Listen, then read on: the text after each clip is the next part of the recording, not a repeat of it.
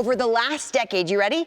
302, 307, 309, 341, 325. 2 years of 280-ish, 331 and 376. You know how I feel about Aaron Judge right now. The whole world, he's putting on notice, right? But what did if we're going to the... Which is not a scenario, but it's so much fun to think about. It might be. If we're going to the electric chair, or I got one AB to give with my life on the line. I'll give it to Freddie. Freddie's getting it. Yeah. Yep. Don't let me down either, Freddie. All right? I don't think he will. You can't go wrong with any of those guys. It's tough, but... Let's give him a front end, and then I want to throw to some sound about his approach, and then I want to go through his at-bats, and we're going to cook here. He is hitting .376. He had 4 knocks yesterday, 9 homers, 33 RBIs, a .437 on-base percentage, an 1170 OPS. And I'm going to take you back.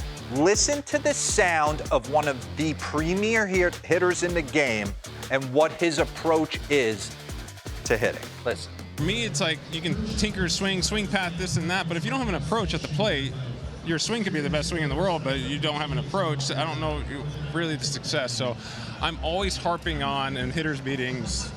I try, like, if this guy likes to go in, I try and leave that pitch in because it's so hard for a pitcher to hit the inside corner 3 straight times. And if they do, tip your cap, go back to the dugout. For me, it's like an 0-1 mindset. Right. Like, that's what I think, and drive the ball to left center. Pause it. Did you hear what he said? Yep. He said, I don't think this is coming from Chipper Jones. I don't think a pitcher can locate in 3 times in a row. If he does, tip your hat. And I go up to the plate with an 0-1 mindset, working the ball up the middle the other way. What was your... Preach, King. Same mindset. I would tip my cap if that guy, not just 3 times, I would say twice. Really? And again, if they can paint that, I go like this. Great job, And especially in that era when I came up, because you had like Matos, Glav, and small guys, Randy, guys that can really, really locate well, So I had the same mindset as well, I always looking for fastball. That was me. I wasn't a guy that... You didn't guess pitches? Never. I felt like if I guessed, I wasn't as aggressive as I want to. I was a guy also that I never would like to choke up because I feel like I was defending the strike zone. I feel like if I'm going to strike out, I want to strike out with my A swing. Because you see a lot of these guys right now, like choke down, try to put the ball in play. You actually you're actually coming out of your stand when you do that, but just stay with your aggressive swing. If you're going to go down, I prefer to go down with my aggressive swing, my A swing. So you were sitting heater, middle away. Sitting heater, middle away. My mindset was the line drive hitter with power. When I take batting practice, I took batting practice to try to hit the ball back in the gaps, gap to gap, back to the middle. If I pull the ball and hit it, I know the MVP, I could hit a home run. And you know how hard that is, even in batting practice, to say, I'm going to hit this ball out. Yeah. Imagine in the game.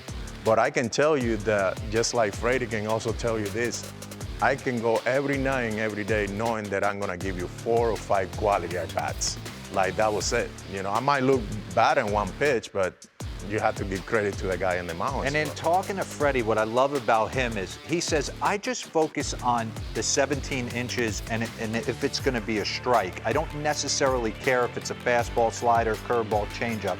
If it's catching you have to have elite pitch recognition to do that. Yeah, we were talking about it early, remember, we were talking about this early, like sometimes we see that hanging breaking ball and we want to drive the ball to right field. I think as a hitter, and I learned later on this in my career, as a hitter, don't think about hitting that way. Hit the ball where it's pitched. If that ball is middle away, then drive it that way. If it's middle in, then try to get your hands and burn it.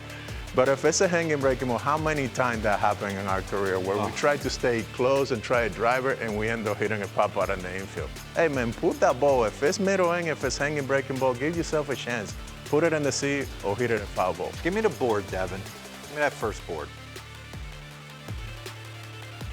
Most consecutive seasons with a 130 OPS plus or higher. Barry Bonds, 17 consecutive seasons. Freddie Freeman, 13. Oops, who's on that list? Albert Pujols is on that list. I breathe the names in. The best to do it. All right, I want to go through his at-bats because I feel like he's playing chess when everyone else is playing checkers with the pitcher. And Zach Gallen's fantastic. I just want to show you. Zach Gallen goes cutter in. He goes cutter in again, jams him. So pause this for me real quick.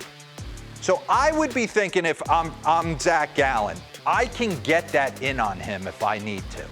All right, so he wastes a heater away right here. Now pause this. I would be, if I was Freddie, I'm like, he's coming in with that cutter again.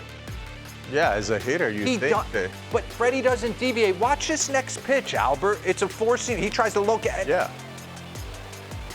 I would have pulled off that. Now, I get it. I know the type of player I was. But for him to stay relentless in his approach right there, now he's going to get the cutter in, and he's going to roast it down the right field line. So he knew in the back of his mind at some point Gallen's going back to that pitch.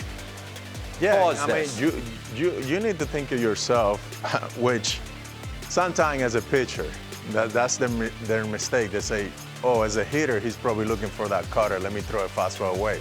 And that's when you make the mistake. I'm like, go back to your cutter. Sometimes they do a favor for us. They make that adjustment for us because they try to not throwing that pitch, thinking that we are looking for that pitch middle in or middle away, and they go and throw an off-speed or whatever that was. And I bet you with Zach Gallen, it was probably that.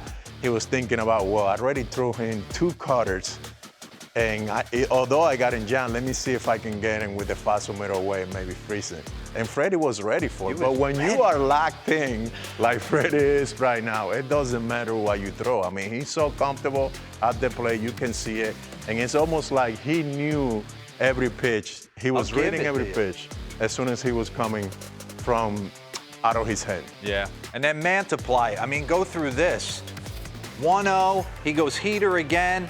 He goes breaking ball for a strike. And he hangs the next one. Nasty pitch. If he locates this again, he might have him. Nope. And it's going in the pool. Well, you get results like that when you stick with your plan. He knew that he threw a nasty slider. It wasn't nothing wrong with his swing. It was just, hey, he threw a nasty slider. Yeah. But I'm going to change my approach. I'm going to stick with my approach, which I'm sure with Freddie's probably gap, probably middle. And that's why, because he had that approach and he stuck with it, he put that ball in the pool. Yeah. Because he stayed with that approach. Now he got his hanger slider, and he was able to put a good swing. Bring up the players with 300, 400, 500. Oops. There it is. I mean, Give me a guys, side angle of Freddie. This is ridiculous. You guys are so good. And D-Ro, his ankle's not right. No, it's not. He's getting an hour and a half of treatment just to get out there every day. And people will never know how hard it was for him to post in the World Series. Run this. Simple Not move. just post. Well, we're going to get into it, Lauren. Don't you think I left that out? Because on the back end, give me that. Because I don't cry. I haven't cried in 30 years, which I need therapy on that. We'll talk about that later. That's a problem. But I felt a tear rolling down my face when that ball hit. To know Freddie since he was 18 years old and to see him put LA on his back and just World Series MVP. Albert, you hit you hit 3 bombs in a World Series game in Texas. Not just that, Dero. What he went through last year I know. with his family, and then to be able to stay focused like that, and I mean, great for him, and great human being. Forget about what he does in the field. I mean, Freddie's awesome guy, awesome teammates. And it doesn't matter if it's left, right, home, away, starting, relief, fastball, non-fastball. It's a joke. He texted me the other day after we had Hunter Brown on the show. He said, that guy needs to pitch for Team USA. Yeah. I said, someone else needs to play for Team USA. And? Freddie Freeman. And he said, Okay. Give me